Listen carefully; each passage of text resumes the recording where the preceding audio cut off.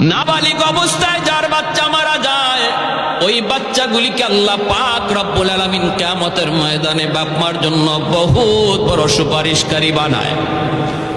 বাচ্চাগুলি আল্লাহর কাছে ডাক দেয়া কয়, মালিক, ও মালিক, তুমি আমারে দুনিয়াতে পাঠাইছো, পাঠানোর সময় আমার মা কত কষ্ট করছেন, জান বের হয়ে যায় অবস্থা।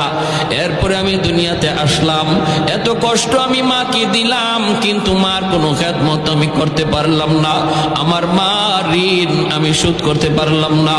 আল্লাহ, আজ যদি তুমি আমাকে জান্নাতে দিতে চাও, আমার মা বাবা সারা জান্নাতে যাইবো না, হয় আমারে বাপ মার সাথে জাহান্নামে দিয়ে দাও, হয় আমাকে আমার বাপ মার সাথে জাহান্নামে দিয়ে দাও। রব্বুল আলামিন তখন বলে, বান্দারে, আমি আল্লাহর আদত হচ্ছে জাহান্নামীকে জান্নাতে দেওয়া, কিন্তু